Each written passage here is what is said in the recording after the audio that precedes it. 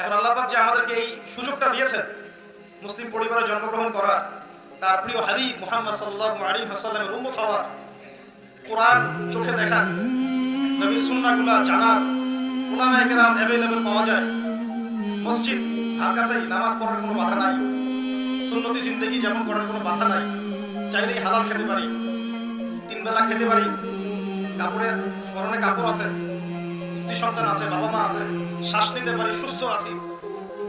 এই নিয়ামতগুলোর কি শুকরিয়া আদায় করতে পারবো? আমাদের বাংলাদেশ বাদ দিয়ে অন্যান্য কান্ট্রিগুলোর দিকে তাকিয়ে দেখেন, পাকিস্তানের দিকে তাকান, কাশ্মীরের দিকে তাকান, আরাকানের দিকে তাকান, চাইনিজ উইগুরদের দিকে তাকান, সিরিয়ার দিকে তাকান, ইয়েমেনের দিকে তাকান, আপনি প্যালেস্টাইনের দিকে তাকান, গাজার দিকে তাকান, চতুর্দিকে চোখ ফিরান বিশ্বে। আমরা যে নিয়ামতের মধ্যে আছি এখন পর্যন্ত, আল্লাহ রাব্বুল আলামিন আমাদেরকে এখন পর্যন্ত যে সুখ স্বাচ্ছন্দ্য সমৃদ্ধির মধ্যে রেখেছেন, এই নিয়ামতগুলোর শুকরিয়া কি আমরা আদৌ আদায় করতে পারবো? মুসলিম উম্মার ইস্যুগুলো নিয়ে আপনারা অনেক সময় ফেসবুক, ইউটিউবে অনেক কথাবার্তা দেখেন পক্ষে বিপক্ষে। এই সমস্ত কথাবার্তার মূল গোড়া একটা সমস্যা কি জানেন? সমস্যাটা হচ্ছে আপনার নিজের গায়ে ব্যথা করছে, আমি তো সেই ব্যথা বুঝতে পারবো। আপনার জ্বর আসছে মনে করেন, আপনি আমাকে বললেন যে ভাই আমার জ্বর আসছে, আমি জানলাম যে আপনার জ্বর আসছে, আমি আপনার জ্বরের তীব্রতা অনুভব করতে পারছি না।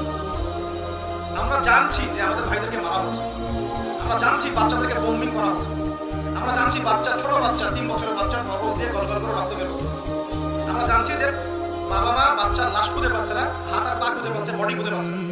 আমরা জানছি যে বিগত 70 বছর 75 বছরে লক্ষ লক্ষ প্যালেস্টাইনিদেরকে হত্যা করা হয়েছে, বর্গমিটার জায়গা দখল করে উচ্ছেদ করা হয়েছে, খাবার অবরোধ করা হয়েছে, পানি বন্ধ করে দেওয়া হয়েছে, চতুর্দিক থেকে ঘিরে ফেলা হয়েছে, প্রতিনিয়ত মিসাইল মারা হচ্ছে, বোমদেরকে উঠিয়ে নেওয়া হচ্ছে, গণধর্ষণ করা হচ্ছে।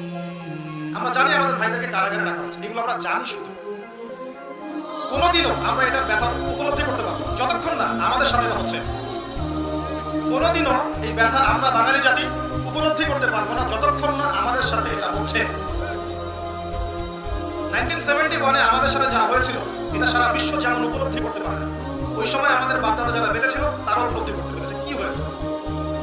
আমাদের চলমান সমস্ত আলোচনার মূল কেন্দ্র হচ্ছে আমরা দিল থেকে এটাকে উপলব্ধি করতে পারি না, এহসাস করতে পারি। এহসাস উপলব্ধি করা এটা করতে পারি না। আলোচনা করি, টক শো করি, লাইভে এসে কথা বলি, লিখি, বলি, মনে হচ্ছে অনেক কিছু করে ফেলছি, আদতে আমি উপলব্ধি করতে পারি নাই কি হচ্ছে আসলে।